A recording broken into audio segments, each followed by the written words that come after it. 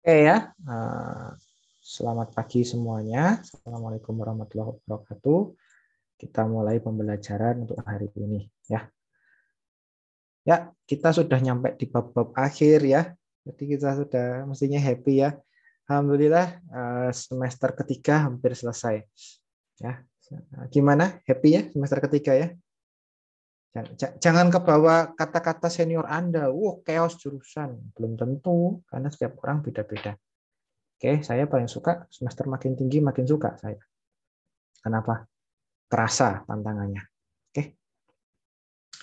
Nah, ini pengadukan. Nah, pengadukan itu adalah bab paling akhir sekali dari mekanika fluida ini. Kita akan belajar sebetulnya pengadukan ini belajar apa sih gitu ya.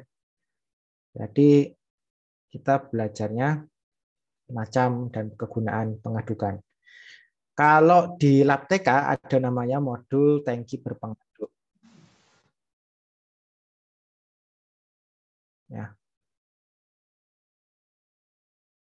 Ya, modulnya ini. Modul tangki berpengaduk.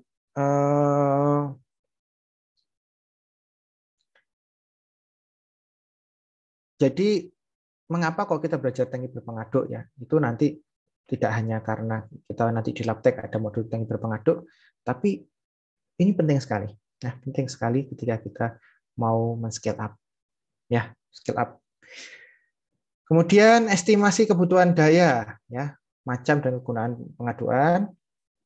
Kemudian Anda estimasi kebutuhan daya ya. Kenapa? Karena mengaduk ya butuh daya ya. Anda memutar itu pasti butuh daya. Oke.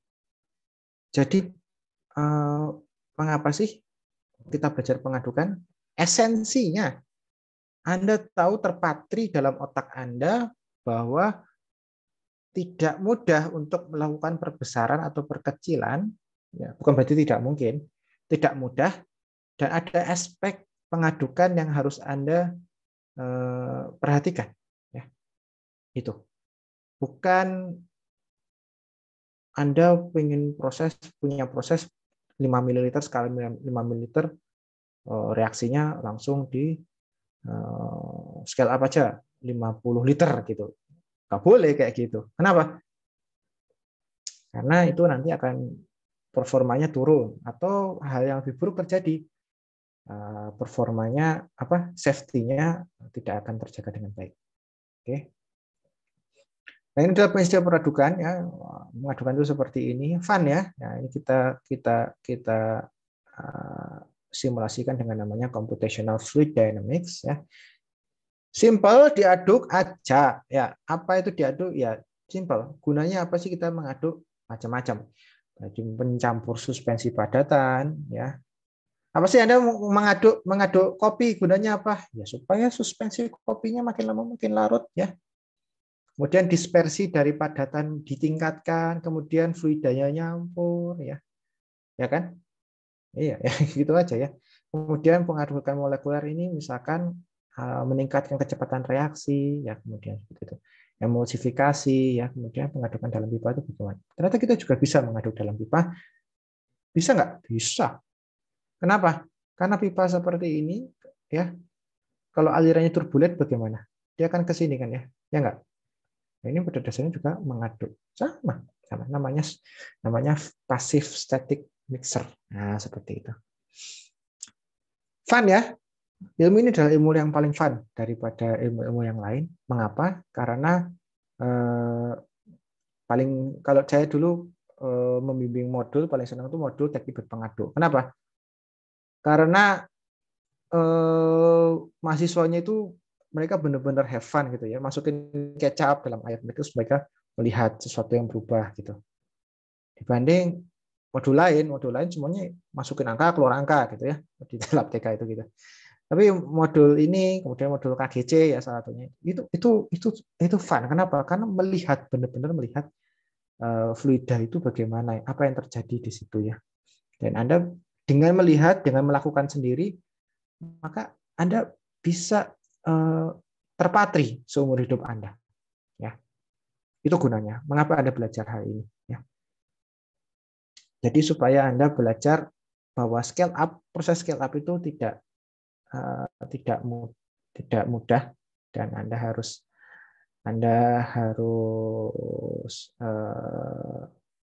perhatikan aspek dari pengadukan ini, khususnya ini pengadukan ini. Oke. Nah, latar belakangnya. Ya, kalau Anda nggak diaduk tuh gimana ya? Nah, Anda bisa melihat misalkan zat A dan zat B ya. Dua-duanya memiliki, ibaratnya zat A berdifusi dari kiri ke kanan ya. Maka Anda bisa menggunakan bilangan Fourier dan bilangan Lewis ya.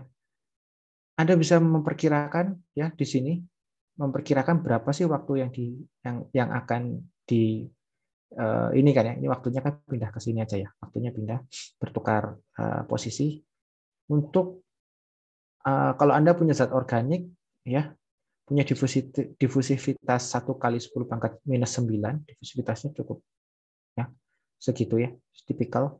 Kemudian panjangnya itu 1 cm, artinya dari titik A ke titik B itu 1 cm ya. Nah, berapa second ya? Nah, berapa second dibutuhkan kalau dicampur ya, tapi kita biarin aja. Apa yang terjadi? Ternyata dia butuh sekitar 200.000 detik. Oke. Hanya untuk membuat mereka bercampur ya, gitu ya. Contohnya apa? Kita teteskan tinta gitu ya. Ini seperti ini air ya. Lalu kita teteskan tinta gitu ya, tinta tiung gitu ya. Kalau kita nggak apa-apakan ya, itu akan sangat lama. Nah, ini saya buat pertanyaan yang apa ya? Pertanyaan yang tidak perlu dijawab sebetulnya. Bagaimana jika panjang itu dari titik A ke B-nya itu bukan 1 cm tetapi 10 cm, tapi 1 meter? Apa yang akan terjadi? Berapa lama kira-kira? Kok 10 cm berarti 2 juta detik lebih ya. 2 juta lebih ya, bukan 2 juta detik ya. 200.000 dikalikan 100 pangkat 2 detik. Lama sekali. Bagaimana kalau 100 cm? Lebih lama. Kalau kita nggak ikut campur terhadap pengadukan tersebut, maka si pencampurannya akan makin lama dan akan meningkat waktu yang digunakan. Sementara kalau Anda belajar CSTR ya, misalkan. CSTR apa sih? Continuous Stirred Tank Reactor ya. Reaktor tangki ideal kontinu ya. Tangki. Kenapa kok diaduk? Supaya reaktan sama reaktan yang lain, maka tali sama reaktan yang lain itu dia mudah bertemunya. Oke. Jadi memang gunanya pengadukan itu adalah mempertemukan dua zat supaya mereka kenalan, ya seperti itu. Ya. Dan kita ikut campur dan kita memberikan gaya eksternal, ya, ikut campur di situ supaya cepat, ya cepetan kenalan gitu ya, cepetan segera Anda berinteraksi gitu ya. Nah, sebentar.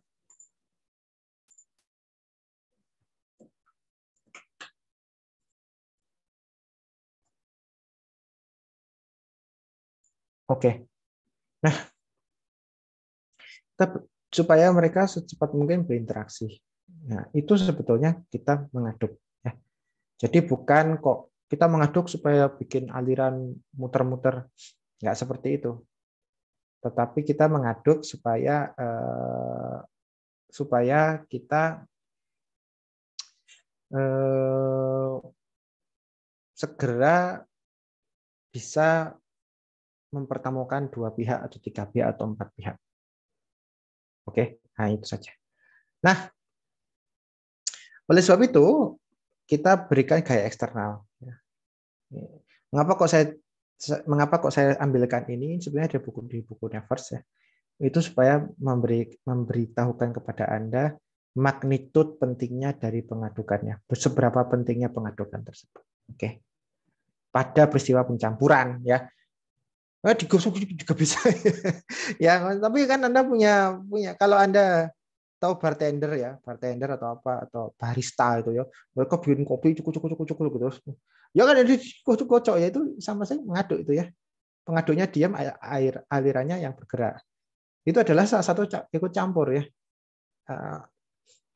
Tetapi kalau pabrik reaktornya lebar apa diameternya 1 meter, tingginya 5 meter gitu. Anda mau dorong-dorong itu ya nggak bisa kan. Makanya Anda harus aduk. Itu ya. Nah, pengadukan ya itu ada 2 ekstrim sebetulnya. Kalau di teknik kimia itu ya penggunaannya ada 2 ekstrim. Yang pertama di CSTR ya, CSTR itu RTIK. Anda sudah belajar itu kan PTK ya? Sudah belum? Sudah ya? Ada itunya enggak? Ya Steve. Ada reaktor tangki enggak? CSTR ada enggak? Kalau nggak salah diajarin sih, Pak. Enggak usah diajar. Yang ngajar siapa? Bu Mel ya? Iya, Pak. Iya, masa nggak mungkin Bu Mel orang TRK. Ya, nggak mungkin. CSTR itu penting. Ya. Nah, CSTR itu membutuhkan Reynolds yang tinggi. Kenapa? Karena kita ingin membentur-benturkan mereka. Makin turbulen, makin happy kita. Makin cepat. Supaya apa? CSTR kita inginnya reaksi sesegera mungkin terjadi di dalam reaktor tersebut. Ya. Itu CSTR. Tapi beda lagi kalau kita ada di wastewater treatment. Itu ada namanya chemical pond atau namanya? Lupa saya. Clarifier atau apapun ya. Yang jelas itu ada di wastewater treatment. Saya lupa namanya. Yang jelas dia fungsinya adalah untuk jadi begini. Kalau Anda punya air ya, ini saya gambarkan aja. Kalau Anda punya air, airnya itu banyak lumpur, maka Anda berikan chemical. Namanya koagulan. Oke. Dikasih chemical koagulan ini, dia akan masuk ke tangki seperti ini. Nah, di sini apa yang terjadi? Si lumpurnya akan terkoagulasi. Dia akan menjadi besar, makin besar, makin besar. Dengan dia makin besar, apa yang terjadi? Gaya beratnya makin dominan, ya. Tapi di sini tetap diputar ya. Di sini tetap diputar, misalkan ke sana ya. Nah, diputar. Tapi nggak boleh kencang-kencang. Kenapa? Karena kalau kencang nanti bolanya pecah ya. Dia diputar apa? Untuk memeratakan, untuk membuat aliran ya. Alirannya kok bisa laminer. Mereka untuk membuat aliran yang apa ya? Mendorong, karena di sini juga ada bola-bola yang lain. Alirannya itu didorong ke bawah sini kalau nggak salah. Ya, jadi didorong ke bawah situ.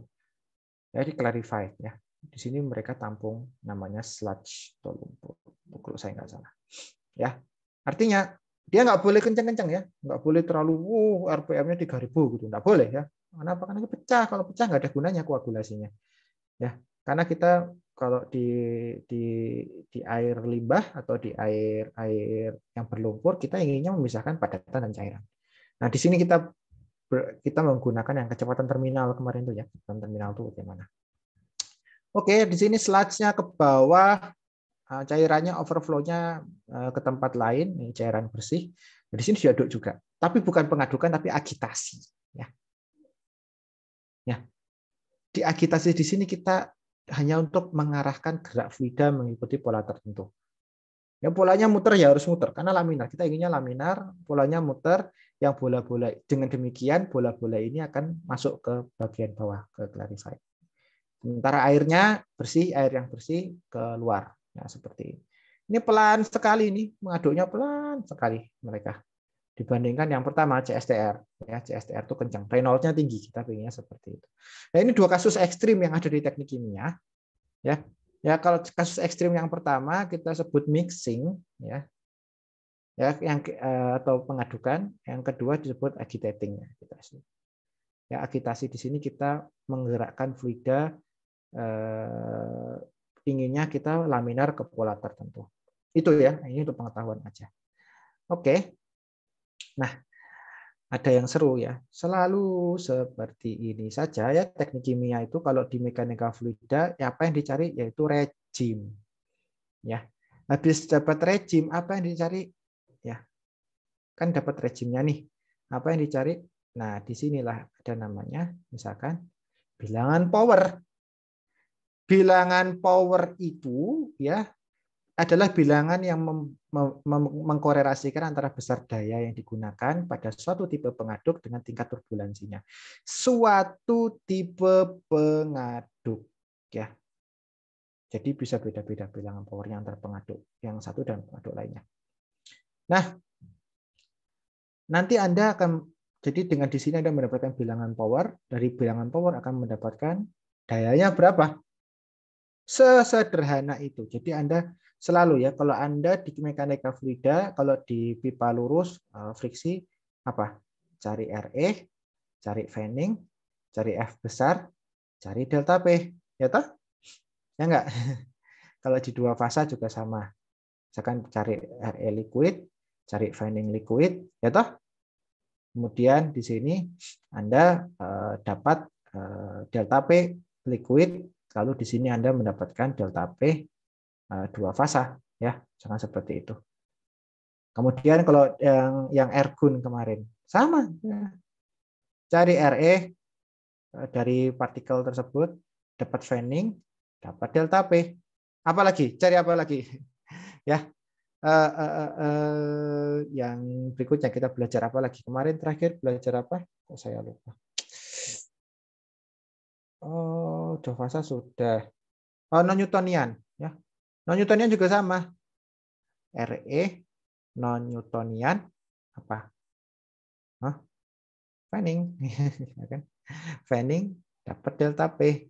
Tapi RE-nya di sini kita beda ya. RE-nya karena dia pakai K dan pakai N ya, bukan pakai apa? K dan N tidak sama dengan mu dan 1 ya. Ini tidak sama dengan mu dan 1. Artinya awal-awal itu pasti kita cari RE. Maka dari itu kita selalu berguna ketika menggunakan bilangan Reynolds karena itu menyatakan perbandingan antara gaya viskos dan rho UD per mu itu gaya apa ya, saya lupa. Rho UD itu gaya yang jelas besok saya ajarkan ya, saya kok lupa. Bilangan Reynolds itu ya kita tahu sendiri rho UD per mu. Hanya itu saja. Tapi apa selalu Anda yang beda-beda nanti Reynolds-nya. Di setiap kasus Reynolds-nya berbeda, cara ngitung Reynolds-nya berbeda. Dan di sini kita bisa melihat bahwa RE impeller itu ya sama rho UD per mu, tetapi U-nya di sini diganti dengan N dikalikan D ya. Jumlah putaran dikalikan dengan diameter ya. Jadi kan Anda tahu tuh hubungannya kecepatan sudut versus panjang, nanti dapatnya kecepatan linear ya. Rho UD per mu jadi ini. Sehingga kita mendapatkan rumus seperti ini. Ya. Anda silakan screenshot ya. Nah, ini penting sekali Anda cari Reynolds-nya mana. Yang paling penting itu Anda cari impellernya mana dulu deh. Impellernya jenis apa? Ya. Jenis impeller itu biasanya kita ada 3, ada propeller yang seperti baling-baling pesawat, ada turbin. Ya, turbin itu ya seperti ini turbin ya, ini turbin. Ada pedal. Pedal itu apa bahasa Indonesianya? Ada yang tahu pedal? Ada yang tahu? Nggak tahu. Kalau pedal pop tahu nggak? Dayung, Pak. Nah, dayung ya. Kenapa pedal pop disebut pedal? Gerald. Saya nggak tahu sih, Pak. Karena bentuknya kayak dayung. Simple. Ya nggak? Es krim pedal pop bentuknya kayak dayung nggak? Nah, pedal. Ini untuk Anda mengingat. Mengapa kok saya sebutkan pedal pop di sini supaya Anda ingat seumur hidup pedal itu artinya dayung, dan es krim yang Anda sukai itu bentuknya seperti dayung. Nah, dayung di sini biasanya bentuknya seperti apa? Biasanya dayung itu gimana? Apakah dia memiliki bilah kecil? Tidak, dia memiliki bilah besar. Ya, bentuknya dimiripkan dengan dayung. Ya, selalu 3 itu ya: propeller, turbin, dan pedal. Nah, itu disebut dengan impeller. Ya, seperti itu. Jenis impeller yang diwakili dalam grafik ini ada 7. Aslinya ada ratusan jenis impeller dan setiap impeller mempunyai grafiknya masing-masing.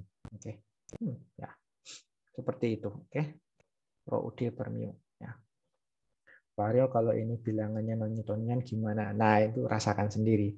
Artinya mu di sini nanti tidak sama dengan mu yang kita tahu. Ya, karena mu-nya nanti akan berubah seirama dengan kecepatan putarnya.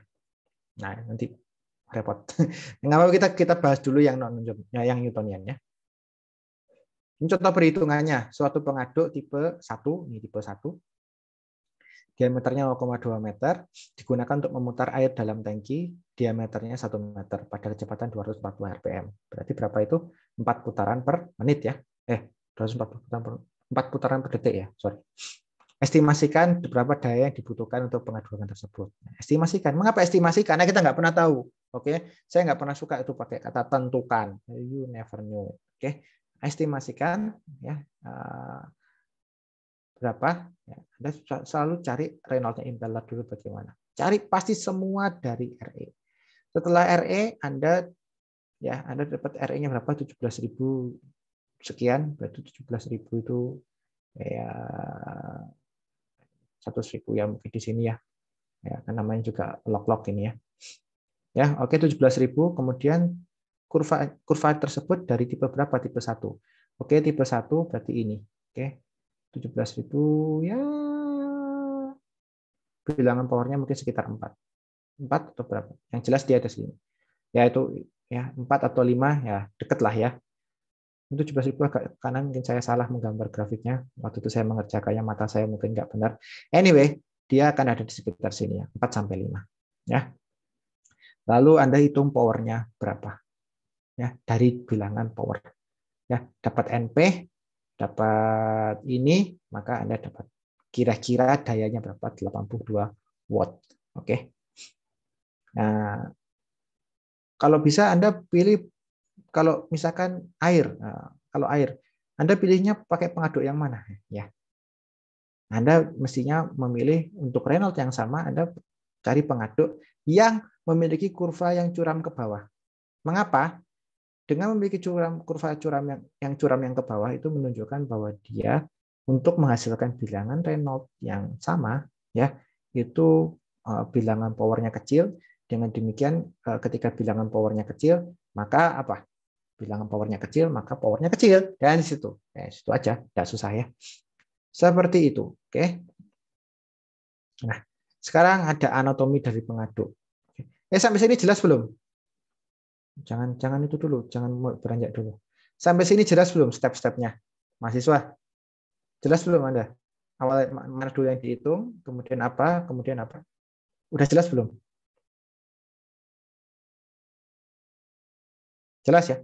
Selalu cari Reynolds, habis cari Reynolds, cari tipe pengaduknya apa, habis cari tipe pengaduknya apa, dapat bilangan power, dapat dari bilangan power berapa, dapat dayanya berapa. Oke, hanya itu. Itu kalau kita ingin menghitung dayanya berapa. Nah, anatomi dari pengaduk. Saya tanya Anda, apakah ada kesamaan rasio antara kedua skala di bawah?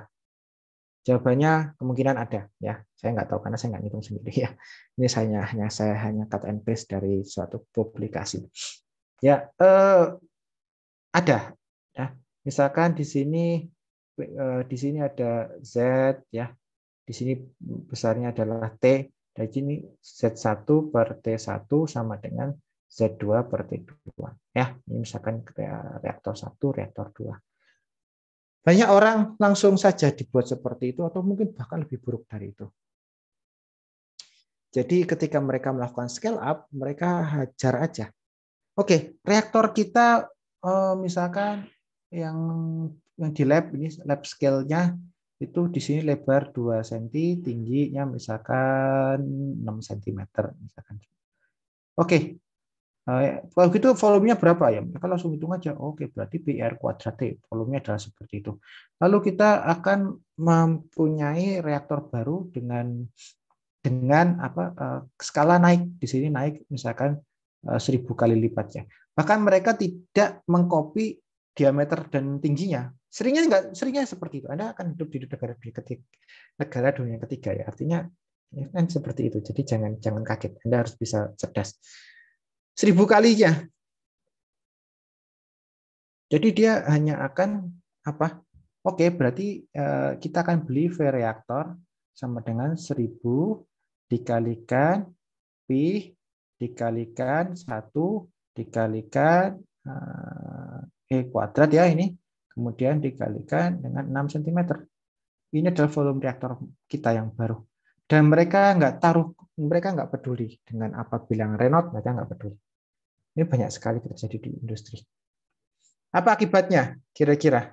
Kalau di sini saya konversi mencapai taruhlah 95%. Kira-kira di sini konversinya berapa? Apakah lebih atau kurang dari 95%? Sangat mungkin kurang dari 95%. Kenapa? Karena ada reologi cairan yang tidak diperhatikan. Itu yang jadi masalah. Ya. Ada reologi cairan yang tidak diperhatikan. Nah, kenapa tidak diperhatikan? Ya, karena kita nggak peduli dengan bilangan Renault-nya berapa. Yang penting gede aja. Terjadi loh. Oh, ini tolong. Ini pembimbing saya dulu ketika S3 kayak gini orangnya. Salah satu pembimbingnya. Saya dulu scale up pabrik, saya marah-marah dulu. Mungkin Anda nggak memperhatikan Renault-nya atau gimana? Saya nggak peduli, kata dia gitu. Saya hanya ingin reaktornya besar. Dan yang terjadilah. Ya. Tadinya kemurnian produknya di skala kecil itu 99 sampai 99,99%, ya. Yang di reaktor besar cuma 90%. Dan dia marah-marah. Kenapa seperti ini? Bisa jelasin aja. Anda tahu apa yang namanya dengan bilangan power dan sebagainya. Wah, dan beliau merasa, wah ini kok ada apa ya? Kok mestinya ada aspek yang diperhatikan dari awal. Misalkan seperti itu. Nah, ini mengapa saya mengajarkan hal ini, karena saya benar-benar punya pengalaman yang tidak terlalu manis dari scale up, ya. Jadi saya benar-benar tahu apa akibatnya jika Anda tidak bisa mengcopy geometri dengan baik. Dan mengcopy geometri dengan baik tidak pernah cukup, ya. Tidak pernah cukup. Ini contohnya. Anda punya tangki 1, Anda punya tangki 2, itu tidak pernah cukup. Yang harus Anda copy ketika scale up itu adalah reologinya. Jadi, dibanding Anda mengcopy geometrinya, Anda harus mengcopy di sini Renault 1 harus sama dengan Renault 2. Itu. Oke. Ketika Anda men-scale up, selalulah Anda kejar reologinya. Reologi itu bentuk air dan sebagainya, ya. Seberapa turbulen dia. Jangan pernah cuma ngejar dimensi. Salah biasanya. Oke, salah dan bikin susah. Jangan seperti itu, ya. Karena investor Anda pasti akan kecewa kalau tiba-tiba misalkan reaksi Anda tidak sesuai dengan yang dia inginkan. Oke. Nah, Renault 1 harus sama dengan Renault 2. Ini ya, idealnya, ya. Ideal case harus sama. Ya, tentunya nanti kita akan ada perubahan-perubahan dan sebagainya. Nah, ada satu alat di sini yang orang lain lupa, yaitu apa di sini? Baffle. Apa sih baffle itu? Bahasa Indonesianya saya lupa. Saya dulu ketika pembicaraan sama Pak Tatang, pembicaraan labtek itu ditanya, "Hei kamu, oh iya Pak, masih mahasiswa ya takut ya. Jelaskan sama saya bahasa Indonesianya baffle apa?" Waduh, saya dengan kelompok saya, waduh, wah nggak beres nih bro, gitu ya. Ya sama labtek ini, nanti Anda juga akan seperti itu. Baffle, apa ya bahasa Indonesianya? Ya, kami nggak ketemu sebetulnya. Kamu bingung aja, ya ngeles aja. Kamu mahasiswa juga sebetulnya bingung, nggak ngerti Pak. Kok nggak ngerti kenapa? Kamu orang Indonesia bukan? Iya Pak, tapi saya nggak ngerti. Saya baru dengar baffle di tingkat 3 gitu ya. Maka dari itu saya beritahukan pada Anda baffle itu bisa jadi pemecah aliran, tapi saya tidak bisa mengatakan ini pemecah alirannya. Tujuannya dipasang baffle ini adalah meningkatkan turbulensi aliran. Ya, tadinya laminar, taruhlah kalau dilihat dari penampang atas itu misalkan pengaduknya seperti ini, tadinya seperti ini, ya. Tapi dengan adanya baffle seperti ini, ya, baffle ya, maka dia akan nabrak baffle sini dan ke sini. Yang di sini nabrak baffle sini ke sini, di sini nabrak ke sini, dan di sini nabrak ke sini. Artinya di sini akan ada turbulensi, beberapa macam turbulensi yang semestinya meningkatkan efisiensi dari pengadukan. Ya. Itu. Jadi tujuannya buffle itu adalah untuk meningkatkan bilangan Reynolds. Ya. Nah, bilangan Reynolds itu kita butuh tinggi supaya dia mencampur dengan cepat. Karena turbulensinya baik. Seperti itu. Oke, nah jenis pengaduknya macam-macam ya. Ada 4-blade, ini paddle ya, ada paddle. Kemudian anchor, paddle dan sebagainya. Nah, saya beritahukan kepada Anda, marine impeller atau propeller orang bilang di sini ya. Propeller itu gunanya untuk viskositas kurang dari 3000 centipoise. Ya, hitung sendiri berapa pascal sekon itu ya. Jadi Anda cek ketika nanti desain pabrik, ini viskositasnya berapa? Oke, kemudian pedal itu bagus untuk viskositas di atas 500.000 centipoise. Ya. Ini itu bagus untuk yang 500 di atas 500.000 centipoise. Berapa pascal sekon itu? Silakan hitung sendiri. Ya. Nah, kalau viskositasnya tinggi, ini di atas 5.000 centipoise misalkan, itu baffle tidak diperlukan lagi. Kenapa? Anda pernah ngaduk sesuatu yang kental banget nggak? Anda tahu susu kental manis nggak? Tahu, Pak. Nah, bikin turbulen gimana caranya?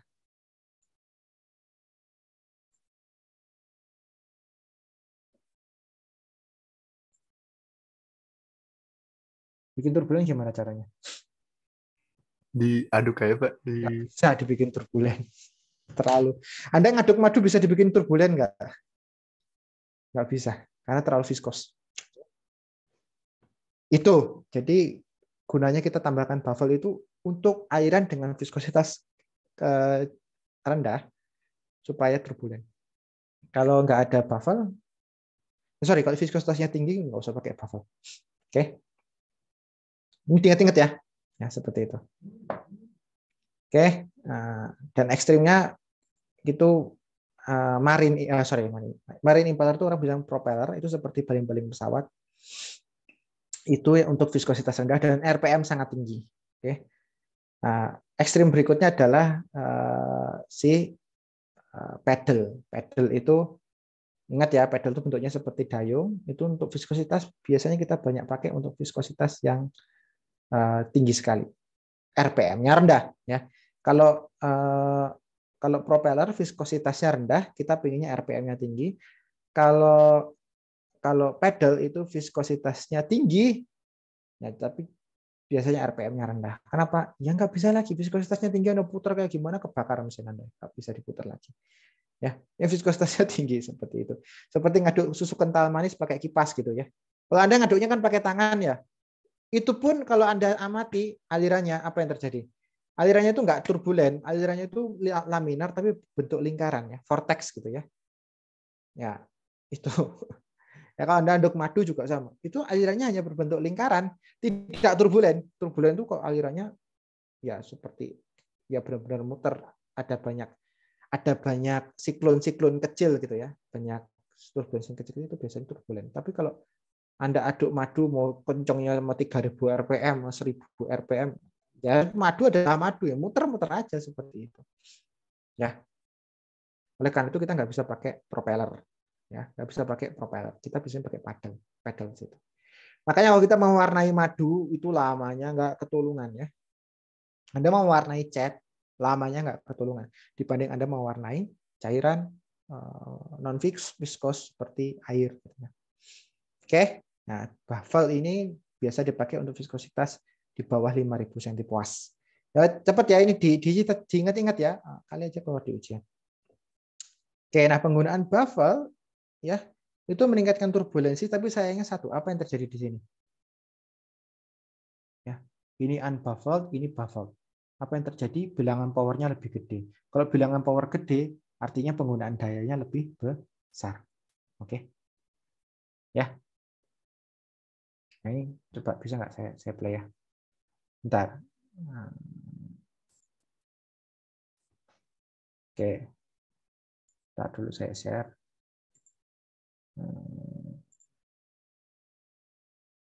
Oke. Nah ya, yuk kita nonton. Finally, we will demonstrate an alternative to angled off-center positioning of the mixer. In some applications, or certain types of mixers, it is not possible to angle the mount off-center. In these cases, we recommend installing anti-swirl baffles in the tank. Typically, we recommend 3 or 4 baffles equally spaced. However, in our demo, you can see that even introducing a single baffle will effectively eliminate the vortex and create a uniform mixing result. Just as with proper off-center positioning, adding baffles creates a uniform hydraulic load on the mixer shaft, which will provide maximum mixer life.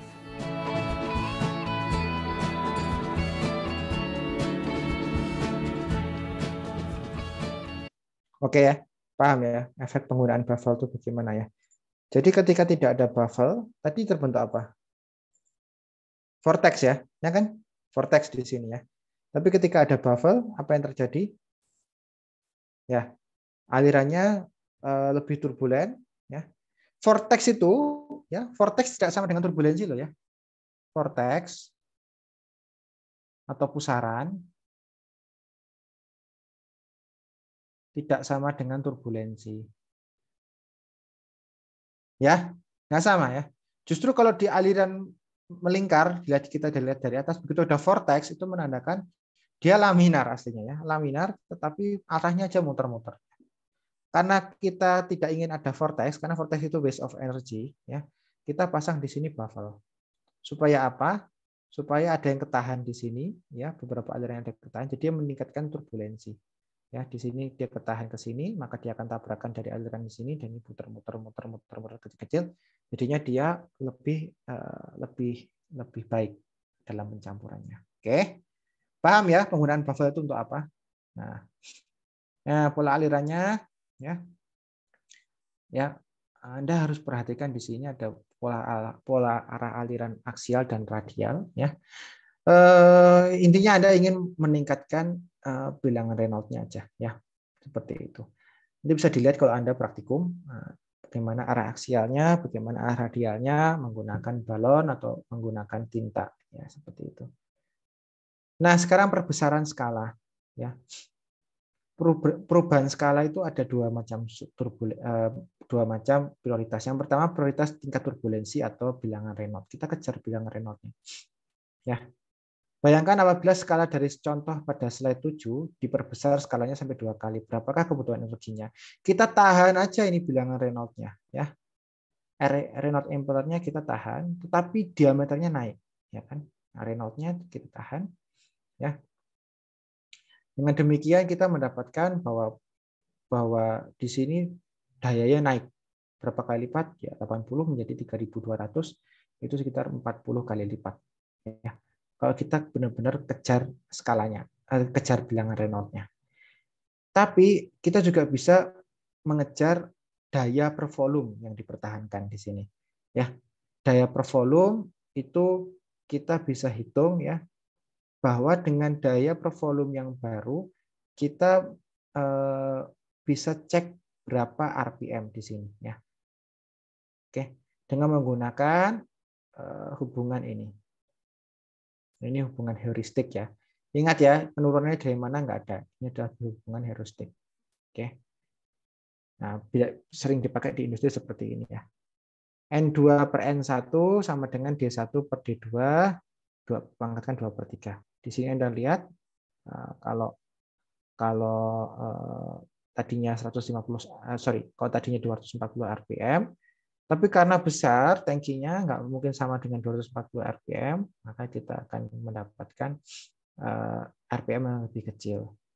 Dengan demikian kita mendapatkan Reynolds yang berubah ya.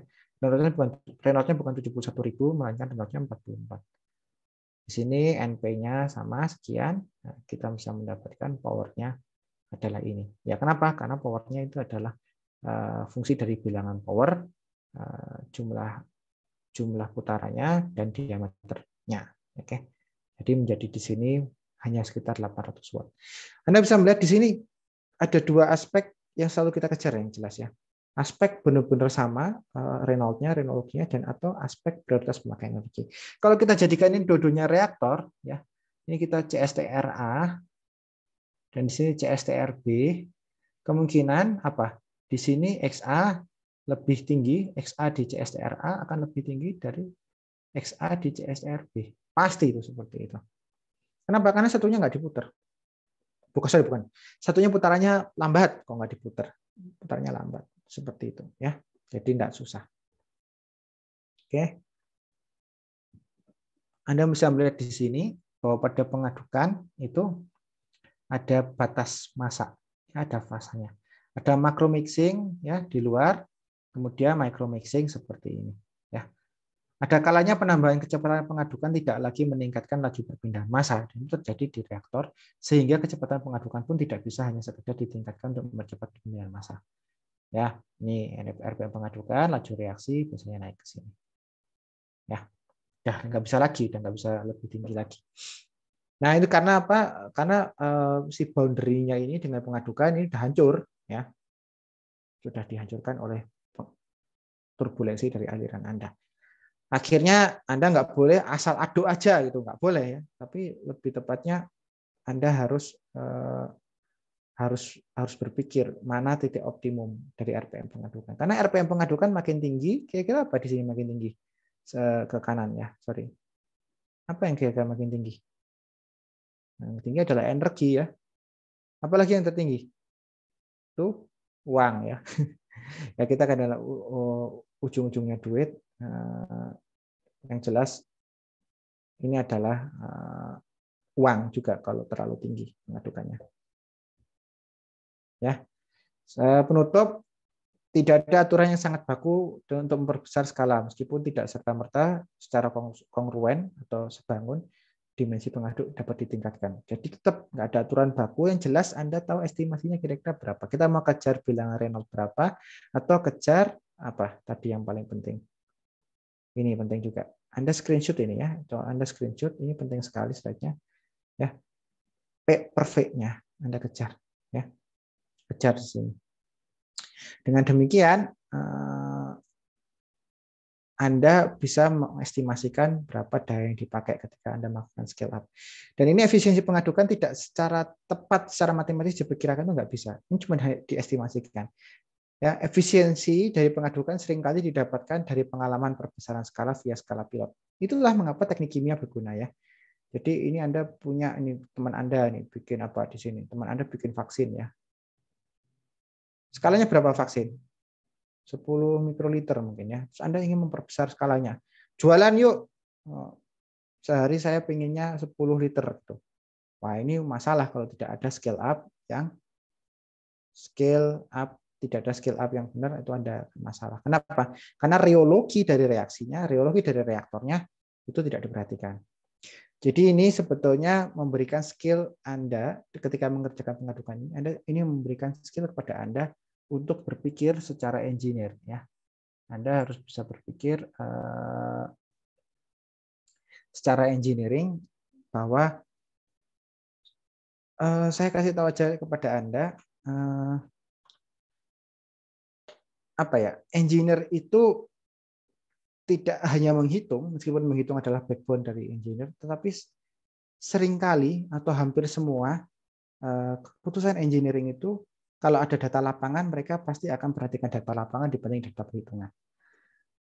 Nah, mengapa kita harus melakukan scale up? Karena kita nggak tahu kalau reologinya beneran seperti apa yang kita perkirakan atau tidak. Itu yang jadi masalah. Oke. Itu aja dari saya kuliah hari ini ya. Ada yang mau ditanyakan? Mahasiswa?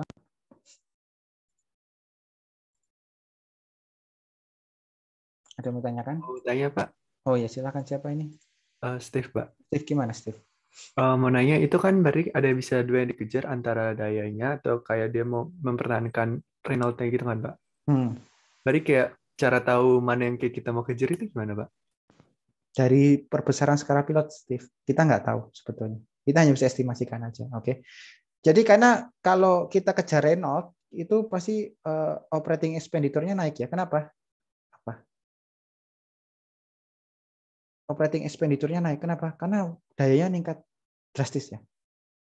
Pasti meningkat drastis. Nah, kadang kadang ya reaksi itu seperti ini. Kenapa saya cari? Karena cuma ini yang paling bagus, contoh yang paling. Kadang itu RPM itu ada di batas tertentu, Steve. Ini nggak usah disamain benar-benar sama Reynolds-nya, itu udah cukup untuk membebaskan reaksi dari mass transfer limitation regime. Ya. Nanti Anda belajar nanti di TRK 2 kalau yang mau ambil TRK, mau ambil TKU atau mau nanti S2. Jadi ketika Anda pasti pernah minum teh ya, kayak Sariwangi gitu ya, atau apapun ya. Anda teh celup itu kalau Anda kalau Anda minum gitu, teh celup ya, teh celup kalau Anda minum gitu, itu kalau nggak diaduk, itu kan rasanya pasti beda dengan yang diaduk. Tapi suatu ketika pengadukan Anda cukup cepat, nambah cepat lagi pengadukannya, rasa dari Sariwangi tersebut sama nggak, Steve? Akan sama. Ya, artinya pengadukannya sudah melewati batas mass transfer limitation. Ya, ini logikanya supaya mudah seperti itu ya. Kadang Anda aduk kopi gitu ya, ngaduknya mungkin Anda coba ngaduknya mungkin 1 RPM ya, 1 putaran per menit ya. Anda mungkin kopinya masih nggak terlalu enak. Kemudian gelas kedua 5 putaran per menit, 12 putaran satu putaran 12 detik. Sedikit enak. Nanti Anda naikkan 12 sampai 120, taruhlah sampai 200 putaran per menit ya. Itu udah naik di atas 200 itu, maka si rasa kopinya tidak akan berbeda dengan yang 400 putaran per menit ngaduknya. Nah, disitulah kita harus tahu bahwa oke, kita nggak usah menuangkan uang kita untuk mengaduk, memberikan biaya operasi untuk mengaduk sampai 400. Kenapa? Karena kalau 400 RPM itu duitnya banyak, karena duit kan, gitu ya. Nah, untuk tahu titik ini bagaimana? Ini kita bisa punya pilot plan ya. Ya. Ada scale up, maka dari itu ilmu pengadukan ini ilmu untuk scale up sebetulnya. Dari skala lab, dari skala lab, skala pilot, kemudian skala industri. Ya. Kita belajar dari eksperimen untuk menentukan hal ini, Steve. Kita nggak tahu. Oke. Kita hanya memberikan, jadi sekali lagi, saya paling benci, paling nggak suka ada kata menentukan ketika Anda seorang engineer. Kenapa? Engineer, scientist hanya memberikan opsi, yang menentukan adalah project leader-nya atau kepala pabriknya. Nggak pernah. Jadi Anda bisa berikan opsi seperti ini, Steve. Opsinya bisa, ini Pak, opsi pertama seperti ini opsi 1, taruhlah opsi 1 seperti ini. Kok jadi kayak gitu? Ya. Opsi 1 adalah ini opsi 2 seperti ini dengan segala kelebihan dan kekurangannya, ya. Baru bos Anda nanti akan menentukan, oke, kita kejar ini dulu gimana ya. Nanti kita cek berapa habis listriknya bulan ini misalkan. Lalu kedua, kita kejar ini. Dan ini perbesaran ini hanya ada di pabrik pilot. Di skala pilot. Artinya nggak bisa, sudah saya bilang kan, emang bisa diperkirakan tapi nggak bisa serta-merta Anda tentukan ya, menentukan, enggak. Anda hanya memberikan estimasi. Ada opsi 1, ada opsi 2. Udah. Ya. Opsi 1 mungkin kalau di sini kita punya XA-nya misalkan 99,99% ya. Di sini mungkin punya XA sama dengan 99,80%, misalkan seperti ini ya. Tapi kita cuma perlu jualan misalkan kemurniannya 99,7%. Mana yang akan Anda pilih sebagai engineer? Tentu opsi 2 kan? Ya nggak ribut ya. RPM-nya nggak gede, alatnya lebih awet, lalu energinya nggak banyak. Paham, Steve? Sampai sini? Paham, Pak. Nah, mudah ya. Nah, jadi nggak bisa kita maksain pengetahuan kita ke ciptaan Tuhan yang lain, nggak bisa. Oke, sekian dari saya. Besok kita lanjut lagi kuliah penutup. Boleh tanya-tanya apapun besok, insya Allah kita tutup kuliah Petrus besok hari. Ya, untuk hari ini saya cukupkan sekian dulu. Terima kasih atas perhatiannya. Sehat selalu. Wassalamualaikum warahmatullahi wabarakatuh. Selamat pagi semuanya. Terima kasih Pak. Ya. Pagi, Pagi, Pak. Terima kasih.